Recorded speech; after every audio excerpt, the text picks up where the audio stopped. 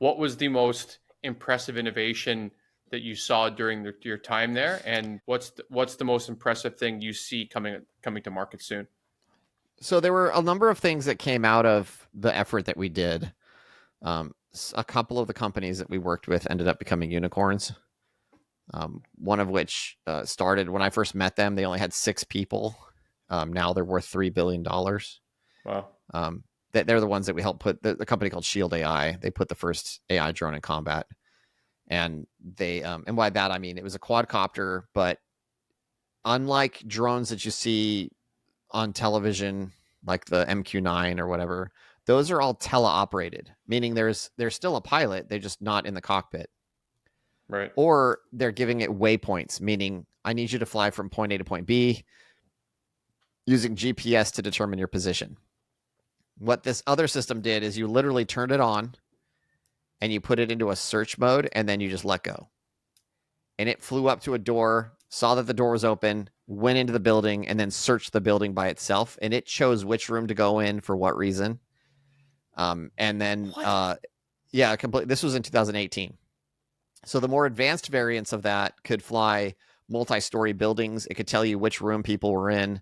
It could map out every single floor of the building. And then you on your phone could literally be watching the map being created in real time.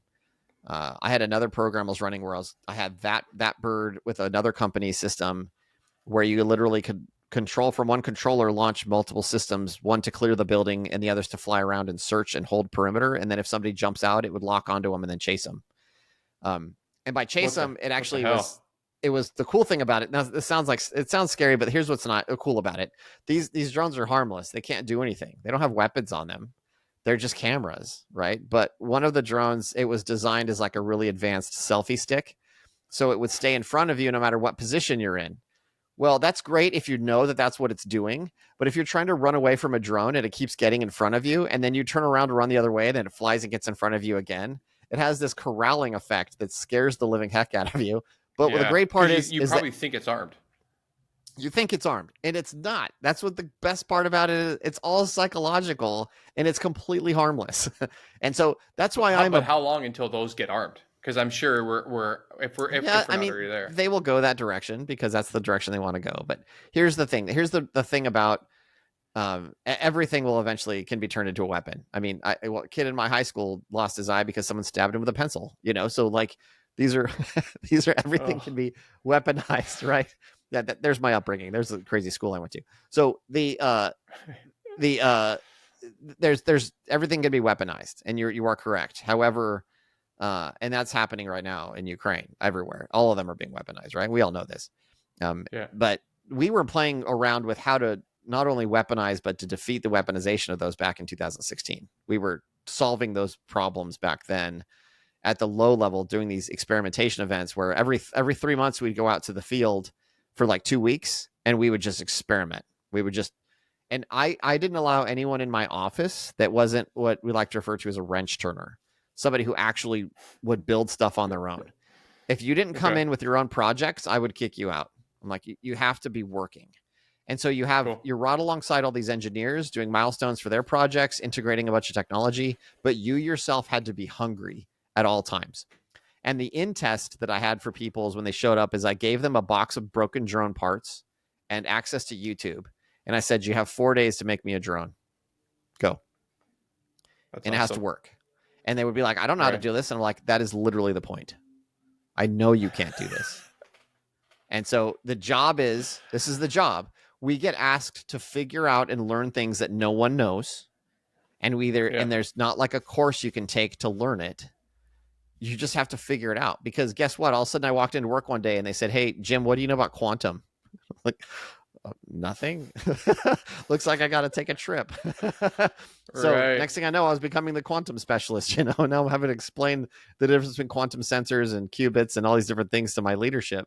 But it only because if I didn't chase it down, no one was.